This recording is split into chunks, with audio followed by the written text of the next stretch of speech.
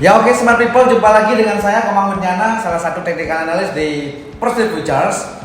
Sesuai dengan janji saya ya, next video kali ini kita akan membahas tentang bagaimana cara kita menandai zona supply and demand. Yang jelas, sebelum kita lari ke chart, kita harus sama dulu persepsinya tadi ya, bahwa support resisten itu adalah sebuah sejarah.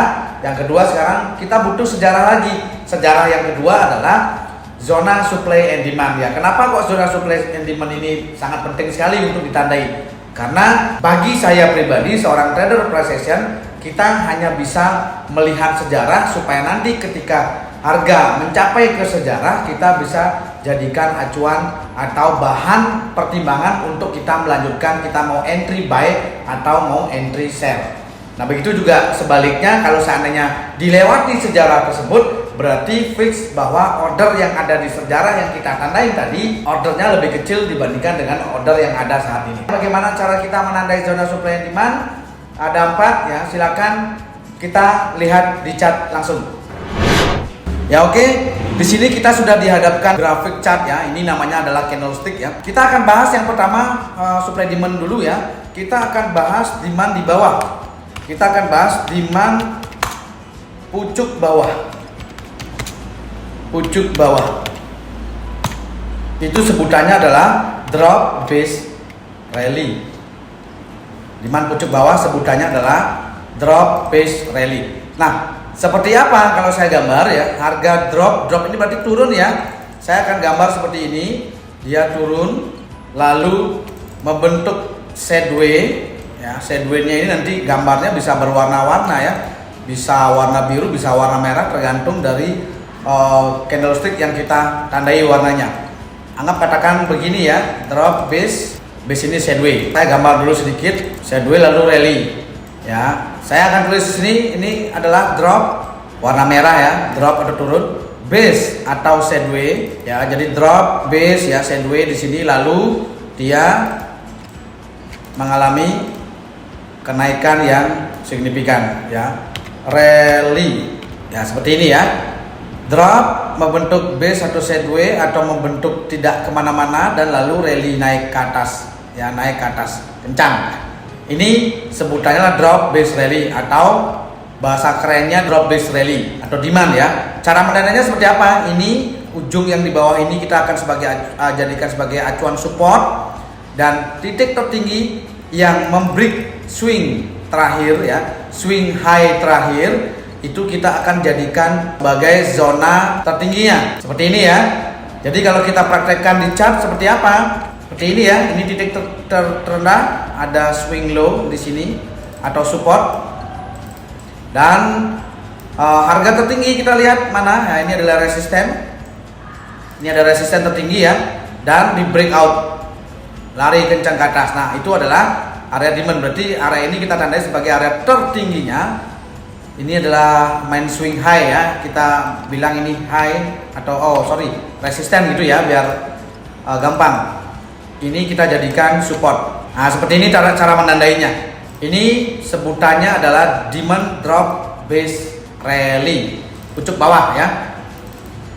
Ini nanti seperti apa Pak cara entry-nya? Cara entry-nya nanti ada ya, yang jelas karena ini kan sudah rally ya, nanti pertama kali datang kita akan melakukan entry. Ada yang namanya decision point-nya, tapi saya tidak akan jelaskan secara detail banget, tapi yang jelas begini cara menandainya. Nah yang kedua, ada yang namanya dalam tren naik, sepanjang tren naik ini ya, ini kan naik nih terus. Ini pola, kan ada higher high lagi, higher low, ada higher high lagi, ada higher low. Berarti di dalam perjalanan tren naik ini ada yang namanya pola penerusan. Ya, ada yang sebutannya rally base rally ya, RBR, naik membentuk base atau sideway lalu naik ya.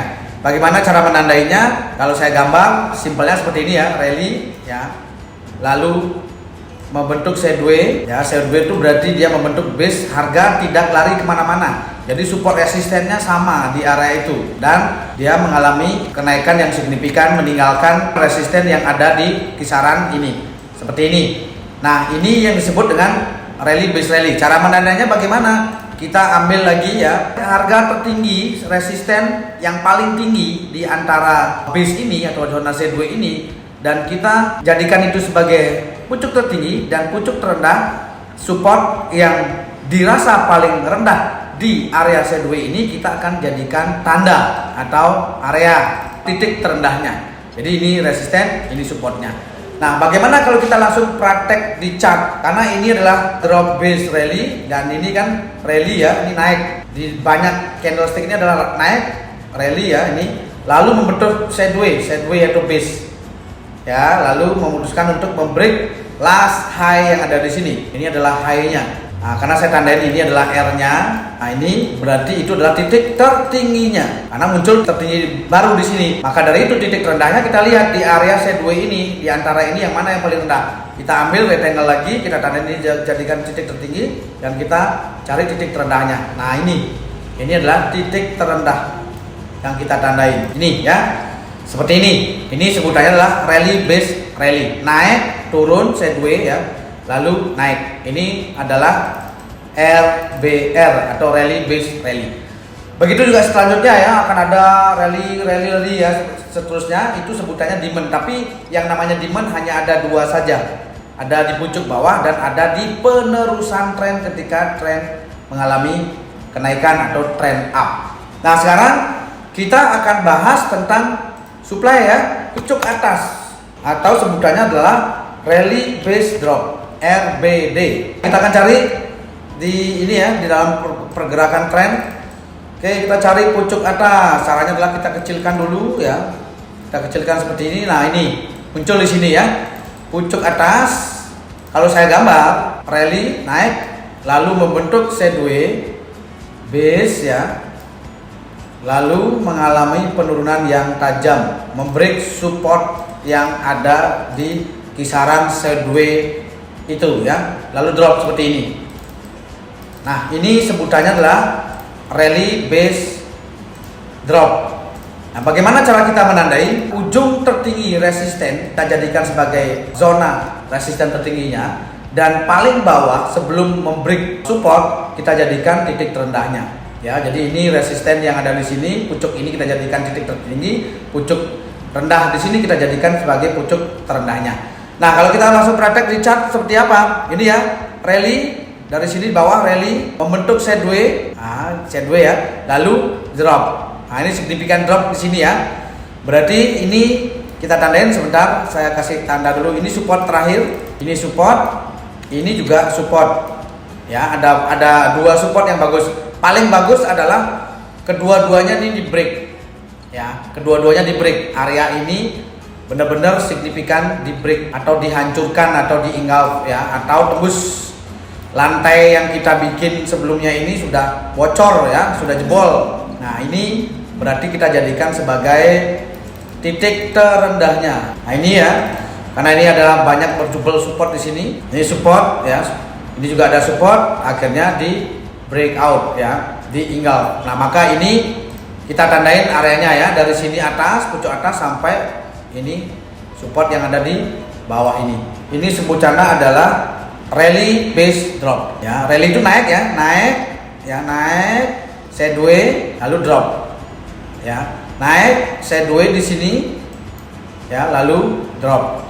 Candle ini drop ya. Jadi kita jadikan acuan itu sebagai titik terendahnya. Support ini kita jadikan titik terendahnya dan resisten yang di sini sebagai titik tertingginya. Nah, begitu juga selanjutnya ya, karena kita berbicara tentang penerusan tren ya. Berarti dari sini ya, drop lalu membentuk base atau sideways, mengalami drop yang sangat signifikan.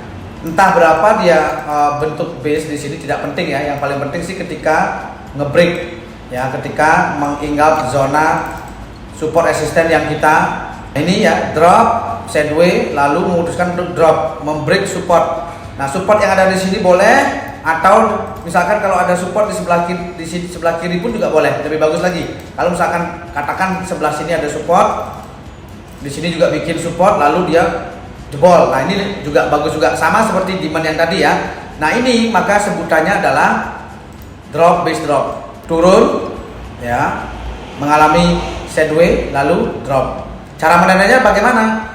Seperti biasa, titik tertinggi kita jadikan sebagai resisten di antara area sideways dan titik terendah di antara area sideways, yaitu support kita jadikan titik terendahnya. Seperti ini cara menandainya. Nah, kalau di chart seperti apa? Ini ya. Kan ini sudah rally base drop. Nah, di sini ada yang namanya drop base drop. Nah, di sini ya, ini namanya drop base drop. Support, ada banyak support di sini ya. Ini titik tertinggi. Ini titik tertinggi, ini ada support di sini di break. Ini ya support ya, support ya. Ini juga ada tertinggi terendah karena ini yang paling terendah di sini ya. Nah, ini di breakout.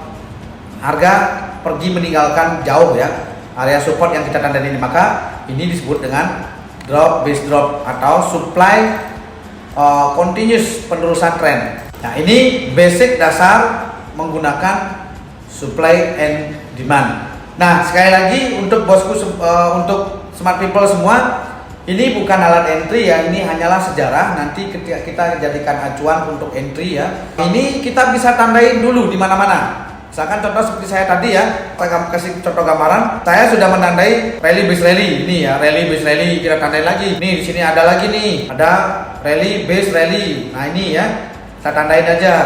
Terus di sini juga ada nih rally base rally, kita tandain juga. Begitu juga selanjutnya ya, rally base rally kita tandain. Fungsinya untuk apa? Supaya nanti kita tahu ya. Ini adalah sejarah.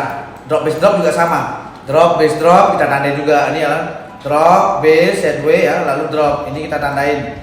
Nah ini kita tandain sebagai supply. Drop ya, base drop. Ini juga kita tandain sebagai supply. Ya ini juga sama ya. Kalau ini secara keseluruhan drop sideways. Nah, ini belum apa-apa ya, ini belum ada. Nah, artinya kalau seandainya kita menandai zona-zona ini adalah benteng-benteng atau boleh dikatakan batas-batas market, batas-batas harga di mana harga tersebut biasanya ada yang namanya reaksi.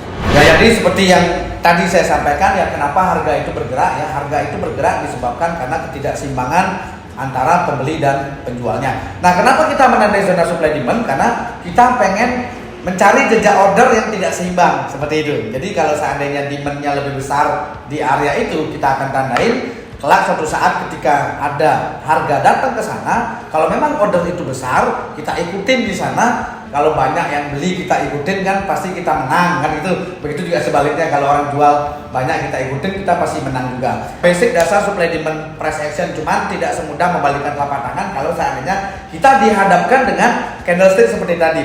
Tapi butuh jam terbang sekali lagi ya, untuk smart people semua butuh jam terbang, karena setiap hari kita menandai zona supply demand, kita menandai support resisten, itu akan menjadi hal yang sangat biasa. Dan kita tanpa menandai pun, kita ketika melihat saja di chart atau di grafik, kita sudah bisa tahu, oh ini di area supply, oh ini ada di area support, dan lain sebagainya. Ya, mungkin itu aja dulu yang pengen saya sharingkan ya. Semoga video kali ini bisa lebih bermanfaat lagi untuk smart people semua yang ada di First Step Futures ya. Semoga bisa membantu menganalisa ya, cara menganalisa dan bisa meminimalisirkan yang namanya resiko kerugian yang ada di pasar bursa ini. Itu aja, sekian dari saya ucapkan terima kasih banyak. Salam profit.